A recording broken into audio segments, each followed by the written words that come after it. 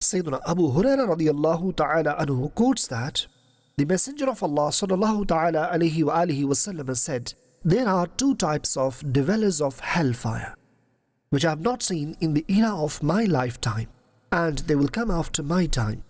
Number one, those people who would have whips like cow's tails in their hands, and they will use those whips in order to hit people unrightfully.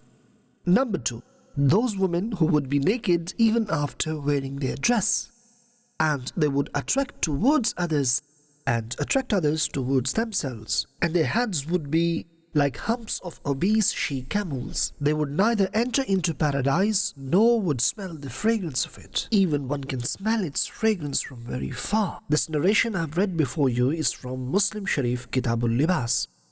There are three acts of women which have been mentioned in this narration, which are causes of their entrance into hell. Number one, they would wear clothes, but yet they would be naked, meaning they would cover some part of their body and reveal the other, having an intention to show their beauty. Or they would wear such thin and see-through clothes which would show their bodies even after wearing them, although they would look covered but in reality naked. Respected viewers, the second point mentioned is to get attracted and to attract others towards them. This particular act has been mentioned in the hadith. Well, its explanation is that they would attract people towards their hearts, and they would also be attracted towards them. Or they would remove their scarf from their head or from their face, so that their face is visible. They would attract people by their talk or songs. This is another way of attracting people or getting attracted towards them. So these are 2 points. Third point, their heads would be like humps of obese she-camels. There are many viewpoints in the explanation of this sentence, but the better one is, while walking, those women would not lower their heads out of shame and modesty. Rather, they would raise their necks or heads up. They would look around and look at people in their surroundings. Like in the whole body of a camel, hump is high. You may have noticed in the body of a camel, hump is quite high. Likewise, their heads would remain high. Every woman should ponder on these signs. If any one, two of these three signs mentioned are present in them, yes, there would be some unfortunate women who would have all these three signs present in their personality. And today, in our society, these signs are clearly present. It's not hidden, it's obvious. If I say the possessor of knowledge of unseen, the Messenger of Allah, alayhi salatu wassalam, predicted signs about the earlier mentioned woman, that prediction has been proven true, word by word. In this day and age, we can see these predicted signs clearly, and condition of women is getting worse day by day.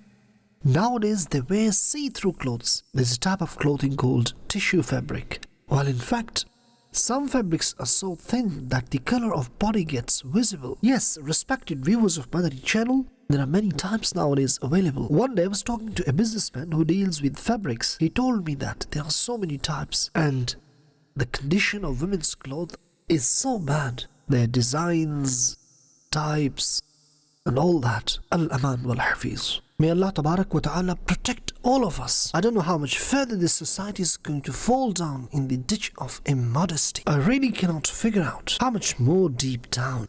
Explanation of hadith of Prophet of Allah alayhi salatu wassalam is very much reflecting the society of this day and age. And after listening this, one woman shouldn't be stubborn anymore.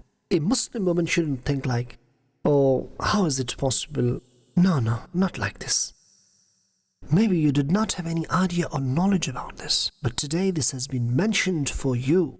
Ponder on this. It's for your betterment. If I go a bit further, my purpose is not to just address women only, but I actually mean that these points are also for men. They should also understand, in specific those men who, being head of family, they try and encourage women for unveiling. They appreciate their indecent fashions, inappropriate styles. And if she goes towards veiling or goes towards modesty, for example, after hearing such sort of speeches, she thinks that I should have fear from the punishment of Allah.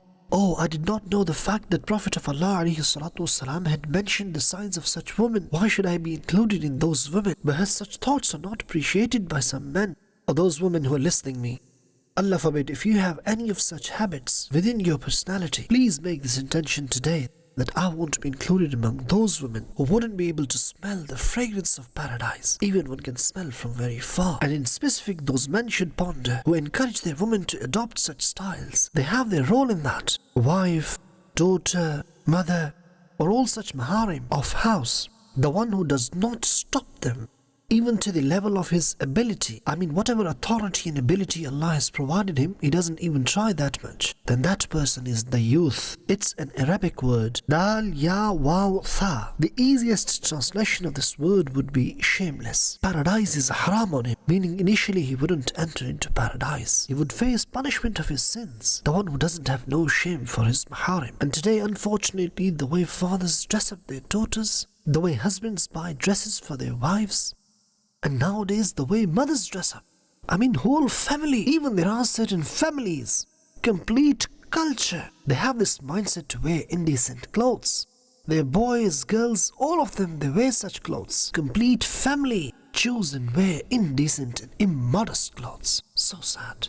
If any such family is listening to this preacher of dawateislami, then that family should acknowledge the saying of their Prophet ﷺ. They should have a firm belief on the hadith saying of the Prophet ﷺ. Actually, I'm talking to Muslims. We should all fear from the punishment of Allah and His divine plan. May Allah protect. Allah forbid, if any punishment of Allah Tabarak wa Ta'ala may come and we are captured in that, we would really be destroyed. It's era of evils. Someone is promoting unveiling, someone is promoting alcohol, and someone seems to promote batting. Those acts which are clearly against Islamic law, Islamic rulings, they are being promoted. It's really unfortunate. You can put it this way. Instead of changing themselves, they seem to change the teachings of religion. How strange mindset and thinking is this? My dear, sweet, respected Islamic brothers, please try and recognize such evils of society and try to protect yourselves. We love Madani Channel.